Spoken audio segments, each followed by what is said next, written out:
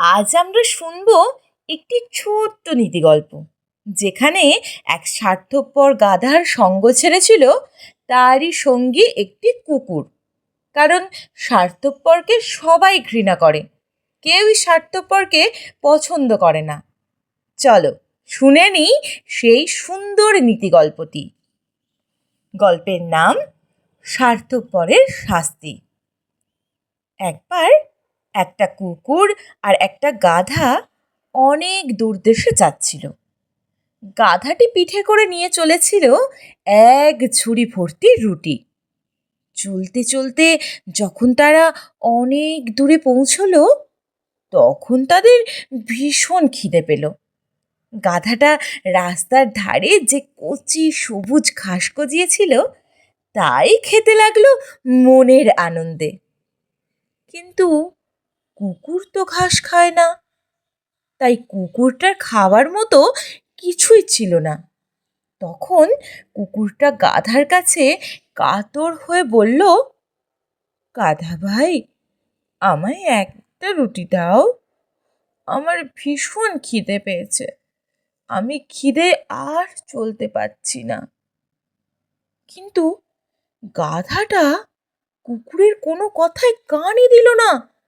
সে সেই কচি সবুজ ঘাসগুলি মনের আনন্দে পেট ভর্তি করে খেয়ে নিল। আর কুকুর খিদের জ্বালায় ছটপট করতে লাগলো। এবারেই ঘটল আসল ঘটনা।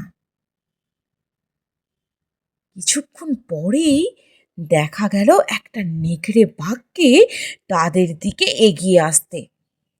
গাধা নেকড়ে বাঘটাকে দেখে ভয়ে কাঁপতে লাগলো এবং এই রকম একটা বিপদে তার পাশে দাঁড়াবার জন্য কুকুরটার কাছে কাতর হয়ে প্রার্থনা জানালো। বলল, কুকুর ভাই, তুমি আমায় বাঁচাও, আমাকে ছেড়ে যেও না। এই নেকড়ে আমার প্রাণ কেড়ে নেবে। কুকুর ভাই, তুমি যেও না আমায় ছেড়ে।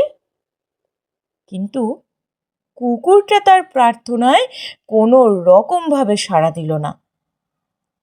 গাধাকে সেই কুকুর বলল, যে একা একা খায় তাকে একা একাই বিপদের মুখোমুখি হতে হয়। স্বার্থপরের পাশে দাঁড়ানো কখনোই উচিত না।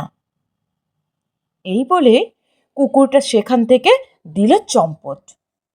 আর সঙ্গে সঙ্গে নেকড়ে বাঘটা গাধাটার ওপর ঝাঁপিয়ে পড়ে তাকে টুকরো টুকরো করে ছিঁড়ে খেয়ে ফেলল। এখানে গল্পের নীতি কথা হচ্ছে, স্বার্থপর লোককে সকলেই ঘৃণা করে, কেউ তার পাশে থাকে না। তাহলে এই গল্পটি থেকে আমরা কি শিখলাম? স্বার্থপরের সঙ্গ কেউই দেয় না।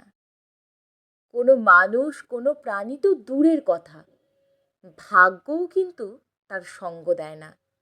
কোনো না কোনো একটা সময়ে তার শাস্তি কিন্তু সে পাবেই।